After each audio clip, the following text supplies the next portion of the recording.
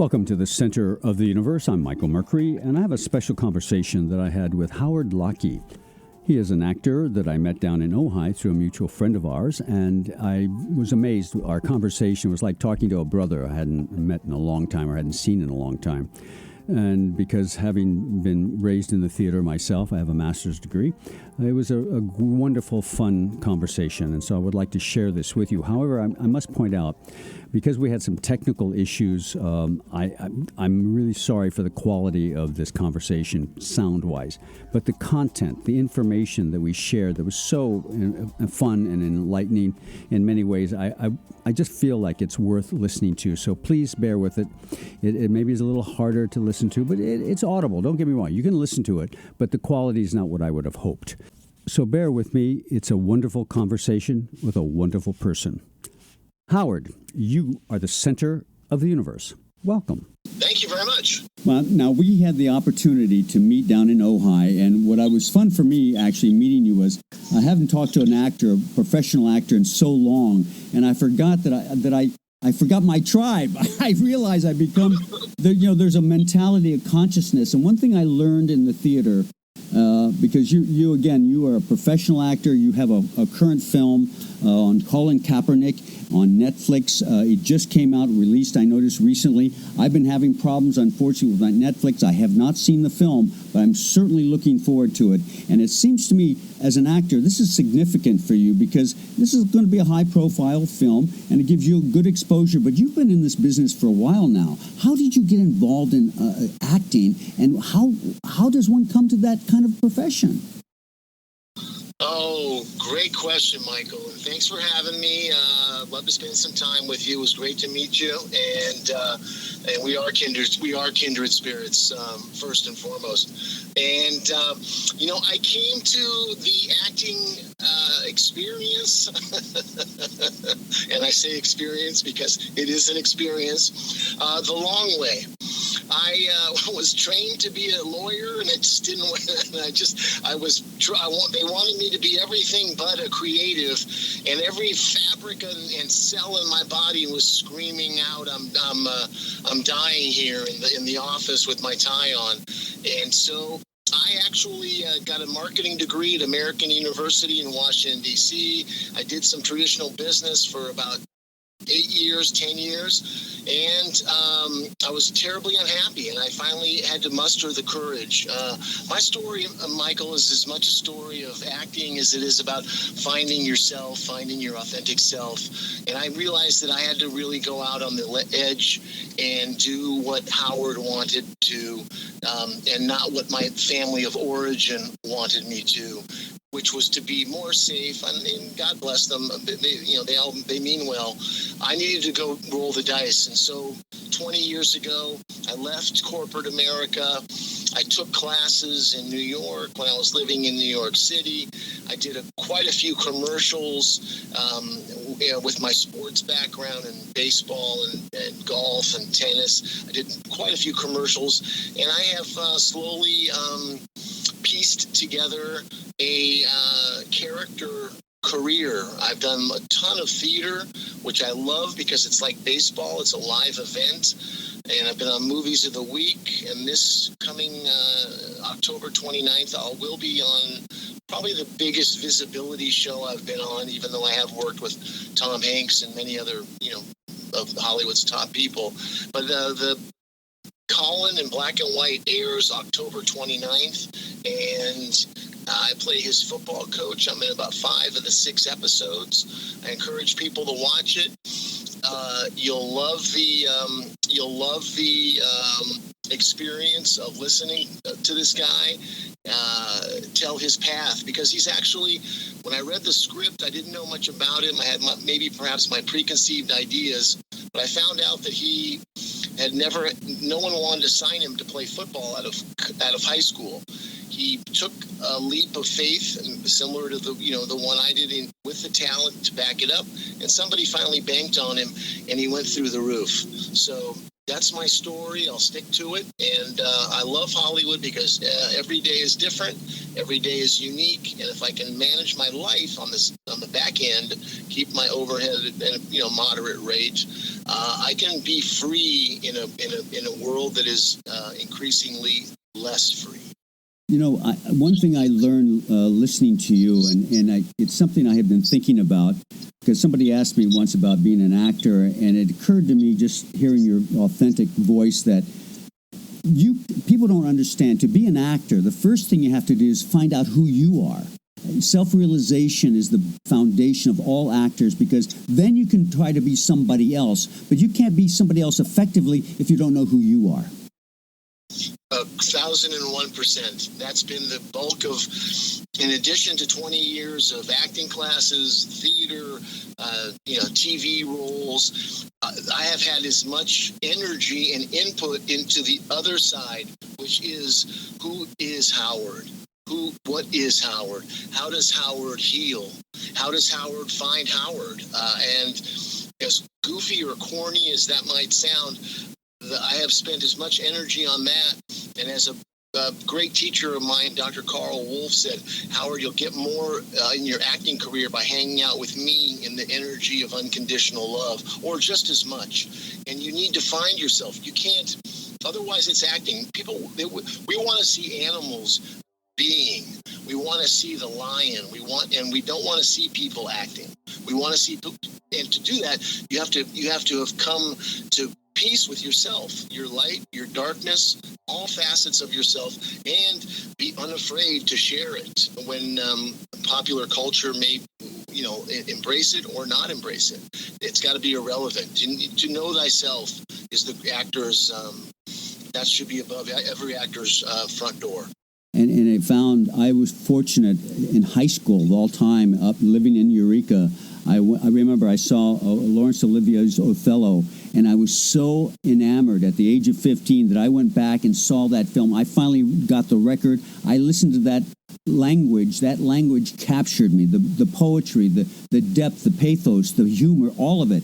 It just enwrapped me, and I found that Shakespeare was my Zen master in a sense. He was my teacher that led me to realize life was in a magical mystery tour, and we're all a part of it. Yes, and it's absolutely, it'll absolutely liberate you. I believe that hopefully we'll get back to the point of actors as shaman. Yes. Actors not as narcissists, not as look-at-me's, actors as shaman. And as you said, Shakespeare will take you to a place beyond good and evil. Yes. We're beyond everything. And so will great drama. When you release on stage and do something and someone says to you in the crowd, wow, that moment when you went over there and did that, and you look at them and say, yeah, I don't even know why I did that. I just was moved to go over there. You just realize that we're just, marionettes for the great God in the sky. Absolutely. Amen, brother. And, and by the way, I kind of I just knew intuitively our conversation, because I'm not even going to tell you. You're going to wait till you hear it. I picked, to me, the perfect piece of music that I think when I heard this, I thought I could just see Howard's face right now as he hears this. And so I'm going to wait till you hear it. Now, we're talking with Howard Loki. Now, every time I watch the Viking series, I always think of you now because of your last name. So technically, in terms of PR stunt, having that Loki name with the Viking Association is a good PR stunt. Very good, very good. And that's where the universe, if you're supposed to be an actor, the universe will conspire to get you there. That's right. Stuff that's beyond my control have I ended up in certain places, and that's where if it really wants to put you there, it will. And so it'll create a series through somebody else that is really you. And it's Howard Locky. It's actually lock on a door, IE. Okay, Locky. Loki is like me. Yeah, okay. But I associate that somehow because I just hear that. I can hear that. That's a great British actor, Tom Hiddleston, playing that role, and I did the same when I saw it. Absolutely, no, it's already putting it in the collective mind. So when I step in, they'll go, "Yeah, you've been here all the time. Let's go. Let's get to work." That's right. And the other thing that occurred to me too that was kind of interesting is that all of the people realize, oh my God, this guy, where did this guy come from? Like all musicians, you're hitting the boards for 20, 30 years, and then you're an overnight success. But they don't realize the work, the sacrifices you put in to get where you get to anywhere. Absolutely. I was fortunate enough to go to the Rolling Stones 2 nights ago, and these men have mastered their craft at such a high level that at the ripe age of 78, I could sit and watch Mick Jagger for another 6 hours, and I was on my feet for all 3 hours, and it was unbelievable. It was absolutely, and it's because he even said he met Keith Richards on the train track outside of London 60 years ago. Yeah. Yeah. And now, and they've to be an artist is a high calling, and there is an amount of suffering, and you have to stick with it, and it takes time. Absolutely. Now, in your roles that you do, are you now given new offers? Are you looking at new projects that you're looking at, or have you already been involved in some new programs? I've been involved. I'm also on for your audience. If you go to the Urban Movie Channel (UMC) and hashtag All Black, I've just wrapped the 2nd season of an extremely funny Sanford and Son comedy where I am the white boss and I get a chance to play a role in the healing of the races with my black cast. I'm the white boss at Anglo Advertising, Mr. Odell, and he gets to interact with all the wonderful young black kids, and it's elevated. It's about healing. It's about breaking down the separation. It's about this leaning on racism perhaps needs to be reevaluated. And so I bring the comedy to that, and I have a couple other things in the works as well. You know, the other thing you bring to mind, Howard, that you bring me back to my theater days when I got my master's degree at UC Davis, and I realized that all of us, in a sense, even when we're actors, I have met my best friends, actors, we disagreed on everything, maybe politics or religion or this or that. But when it came to our work, that was above everything else. We put all our personal opinions aside, and it was what we did, what worked. And that's what I loved about the tribe of actors, because they're the most tolerant, most forgiving, and most open people that accepts everybody. And they're one of the only group of people that I can honestly say, you'll find certainly an anomaly here or there, but they're more loving and kind people in the theater than I've met in any organization in my lifetime. Yeah, and it's a celebration of the human story, and it really should be beyond politics, beyond religion, beyond everything. And hopefully, without politicizing something, show the new light through the story, through the great teacher, through the great inspiration of the universe. The reality and the truth is out there if we wait around and really look at the story from an angle that's not wearing filtered glasses, and we just, because there's beauty in, like, I bet people don't know that Colin Kaepernick actually had to roll the dice himself and believe in what he wanted to do in lieu of the overwhelming race consciousness of the world that didn't want to sign him up. So there's inspiration, Michael, in everything when you calm down, listen, and really analyze a story or look at a story as spirit's involvement in planet Earth. And I believe I'm guided and guarded and protected, and that's what has me having any success whatsoever. Now, in this Colin Kaepernick series, I didn't realize at first. I thought it was just a film, but no, this is actually a 4 or 5 part series. Does he play himself in the TV series? He comes through periodically and explains things or talks about his point of view, and he talks about his life experience. It's a 6-part miniseries, and he talks about his life experience and how he became more involved in speaking up and empowerment and speaking up for equal justice for all. So it's a 6-part series. So there is an actor then that's portraying him in the series, and then he kind of commentates on it.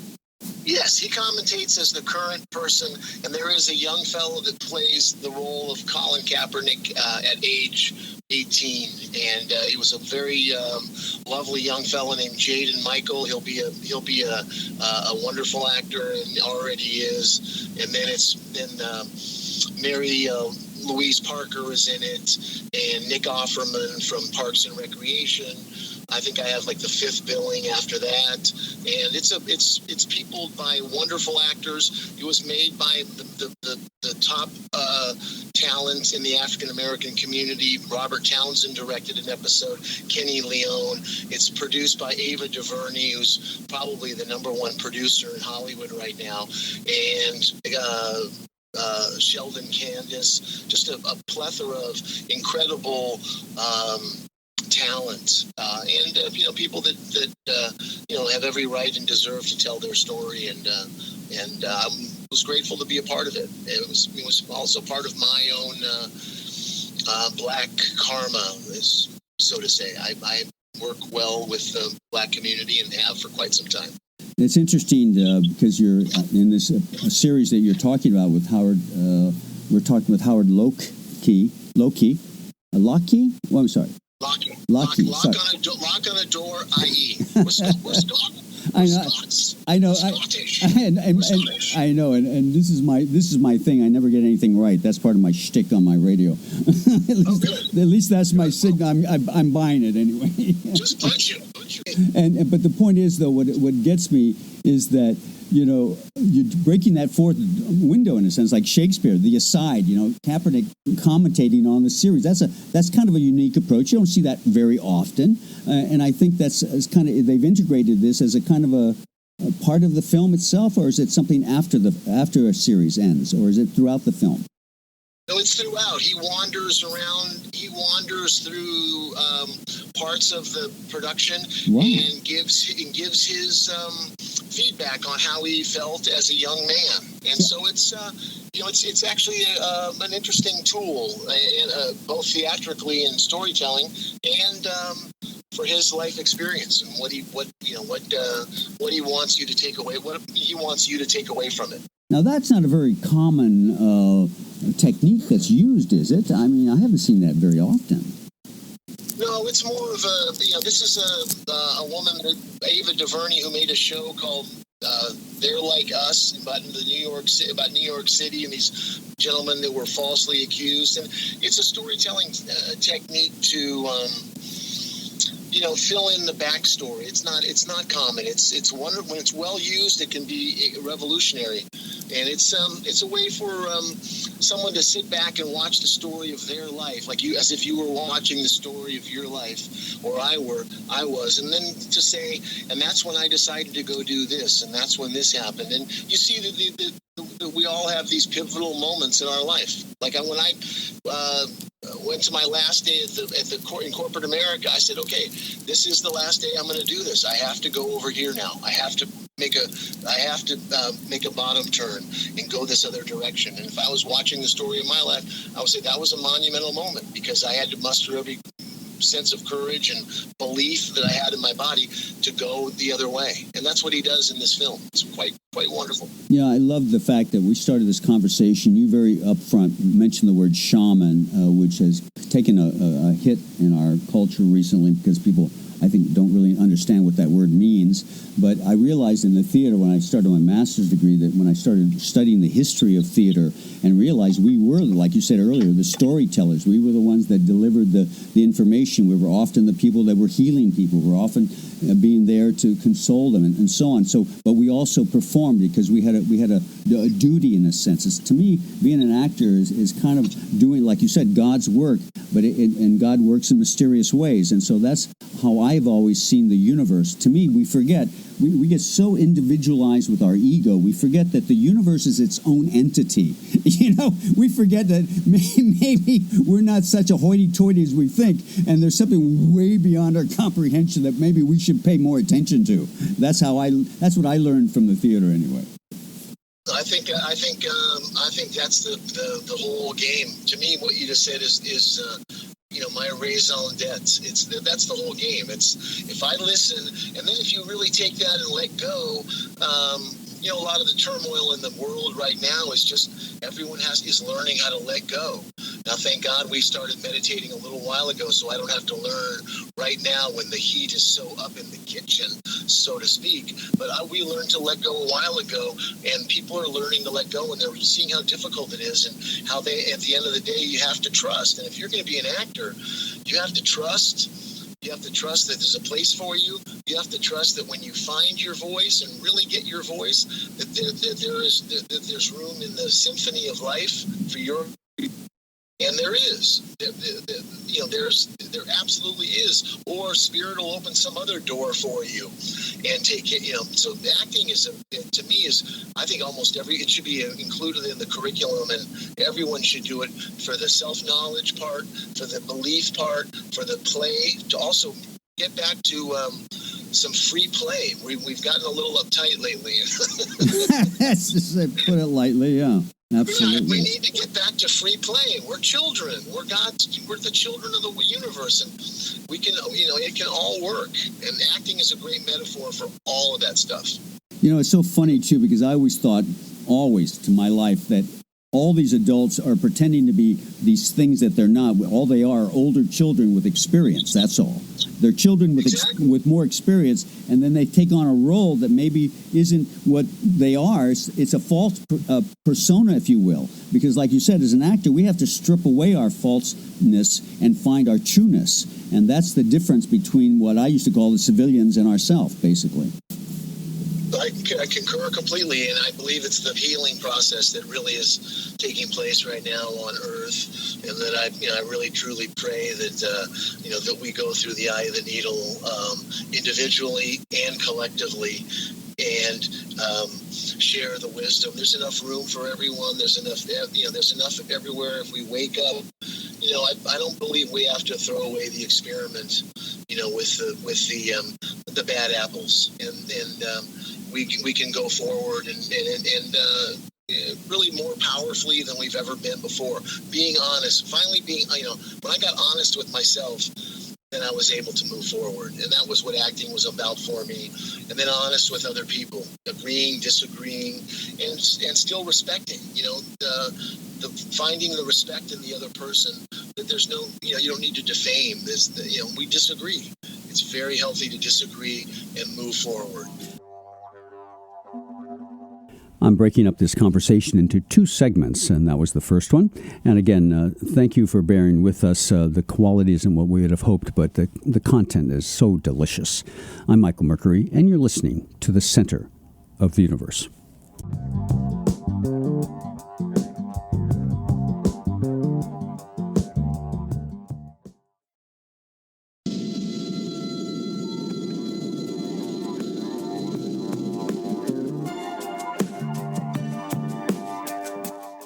Welcome back to the Center of the Universe. If you've been following this conversation with Howard Locke, he's going to be playing the coach of Colin Kaepernick. That'll be on Netflix. And that'll be on October the 29th. I was fortunate to meet Howard through a mutual friend of ours down in Ojai. And now, without further ado, Howard, now, how do you find your projects? Do you have a manager that brings you an idea, or hey, they're looking for this? Or what are you interested in? How does that all come to you? It comes to me through a team of agents and managers, and then I also, Michael, watch a lot of. I'm looking at a script that I have right now that I commissioned a young screenwriter to write for me, and it's based on a old wonderful movie called Point Blank. I watch a lot of. I love. That was the Steve McQueen. Was that the Steve McQueen film? It was Lee Marvin. Lee Marvin, that's right, Lee Marvin. Yeah, Lee Marvin, and it's it's extremely artistic. It did moderately well in the box office in the mid-'60s. I study the history of Hollywood. I watched just recently Winchester 73. Jimmy Stewart, probably one of the greatest Westerns ever, with a Shakespearean message. Yep. The two brothers, one brother killed the father, and then later they reveal in the script that they're brothers. So I study Hollywood, and I actually, as they said, there's only 7 stories in the world. I'm lifting a story and coming up with a screenplay idea. I have 2 or 3 people that have written things for me. I don't wait for Hollywood. I generate my own material. I have a wonderful show on my Facebook channel, Howard, called LA's Characters, where I went out and during the pandemic, I had to get out of the house, so I started interviewing people around Los Angeles. And I interviewed a Native American hair cutter at the Veterans Administration. I interviewed a friend of mine at the flea market. I interviewed another friend of mine who was an assistant basketball coach under John Wooden. So I made a series of half-hour little documentaries where I did my twist on it.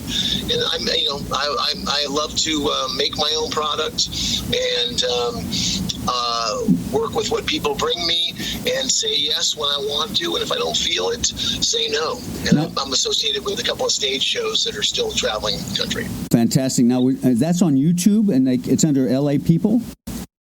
It's LA's Characters, and it's on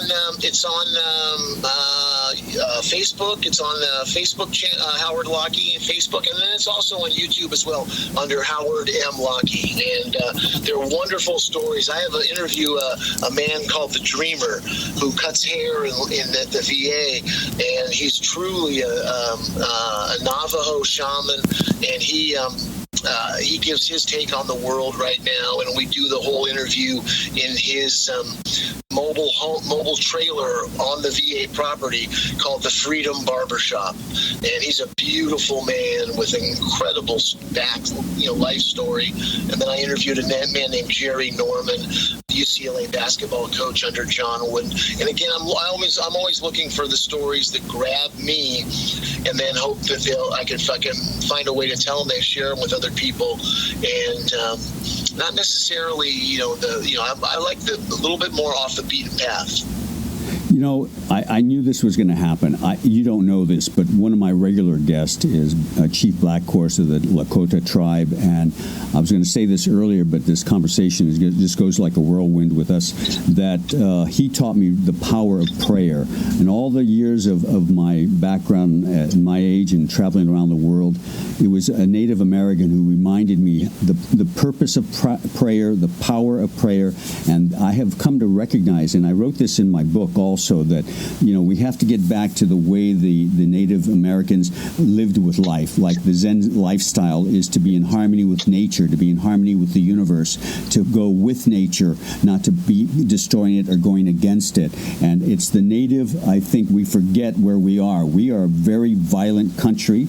We always have been. We created the greatest Holocaust on innocent natives who were minding their own business, and we came along and took their land away from them. So we have to understand we are kind of an intense, violent organization called culture, and we're trying to work through those missteps that we've gone through. And it's never easy, as you pointed out, to heal oneself, but that's what we're doing. Clearly, right now, this country is going through a healing process that it has ignored for a long time, and we're all going to have to work together to make and get through this so that we can really understand that we're here to support each other, not to divide each other. Yeah, I really I love what you said about the terribly violent people. And, when you look at the business of alcohol and the business of prohibition and the nonstop, and, the social effects of alcohol throughout our whole culture,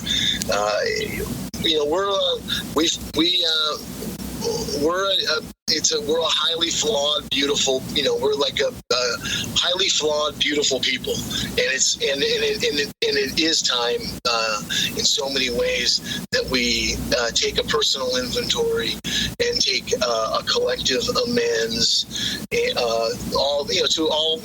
to ourselves as well, to all groups. We're not that important. We're really nothing in the big scheme, and we took on this role that we thought we were this, we were everything, and it's tragic. I've never seen people that have you've been given so much with so little joy. There's no joy. Where's the joy?